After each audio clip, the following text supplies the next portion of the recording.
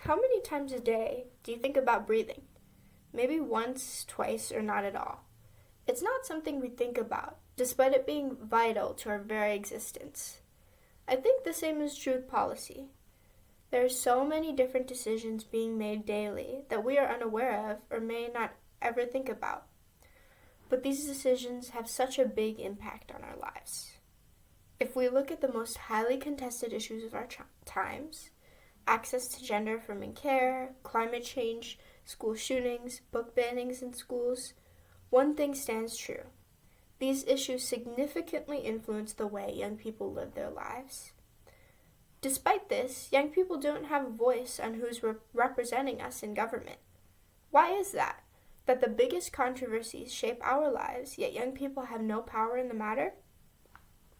Luckily, in Southeast Michigan, there are many youth who are involving themselves in the political process to combat this very issue and make sure our voices resonate throughout political spaces.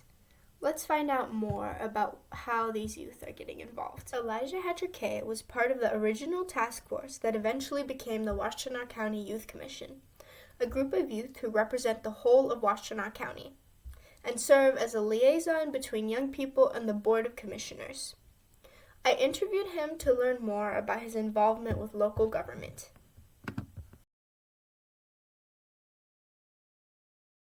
It's really important for the youth, not just in terms of whatever policy change ends up, maybe having an impact in our lives, but also the empowerment of getting to know the system we work within in hopes of changing it and in hopes of making change in terms of policy and for the community, and getting to know other youth who are interested and being able to be empowered to know like your voice matters, and to have something like a youth commission that can say like you know can really be a place that tells you that like this is where your voice matters. I think it matters a lot for young people in terms of growing up into being effective leaders, as well as the change that's made directly.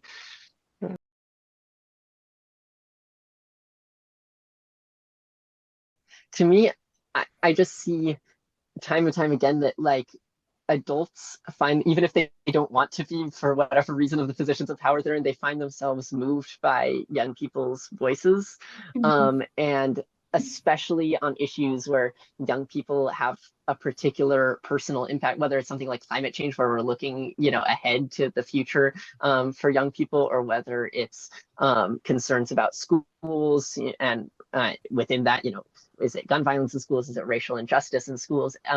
Or things about, policy related to families, any of these things, or mental health, any of these many, many issues that impact youth so directly and like personally in the county. I think when young people are able to step up and share personal stories about that and make their voices heard, I think that often takes, first of all, takes the policymakers by surprise, because it's like, wait, you guys like are paying attention to this and like know that we have a responsibility to you and you're asking us to fulfill that responsibility. And also and I think it just gives often a nudge that policymakers need in the right direction. The next person I interviewed, Micah West, is a community organizer based in Detroit. She's a member of DAM, Detroit Area Youth Uniting Michigan, as well as the Detroit Hub Coordinator for the Sunrise Movement, an organization of young people putting pressure on policymakers to address climate change.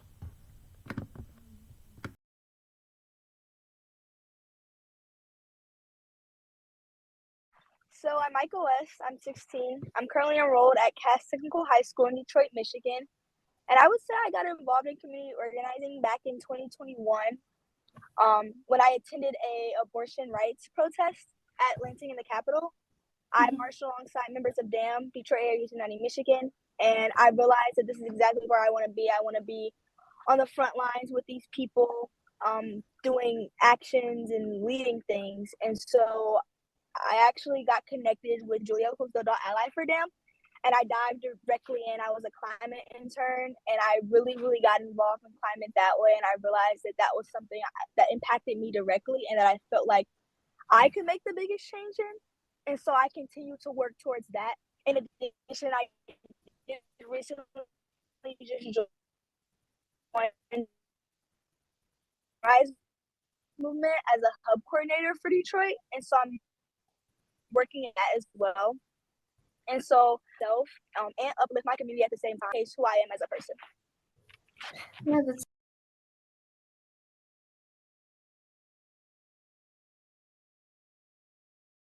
If I could tell a youth like who wanted to get involved, I think first I would tell them to find their why, which I think is the hardest thing to do, to really find why do you care about these things? Why do you want to do them? And how do they impact you? I think the biggest thing I realize when I go into spaces is that I better connect with them when I know why I'm there and why I care. That's the first thing. I think in addition, I would tell them to always follow their heart.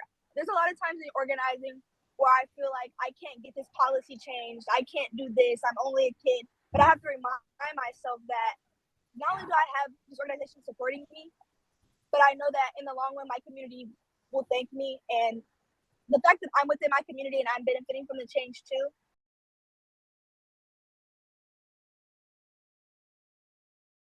And I think overall policy is important, and keeping kids and youth being in policy is important because we're going to become the next generation of adults. And we're the next people in line to vote. And so although it may seem like 4 or 6 years away for some kids, it catches up really, really fast. And the quicker that you're involved and the quicker you understand, the more efficient and effective way you'll be able to make change in your community when you get older. We stand at an intersection point in American politics right now.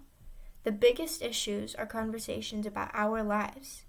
Your voice is needed at the table, and there are so many ways to get involved. Follow local social media accounts. Connect with youth-driven organizations.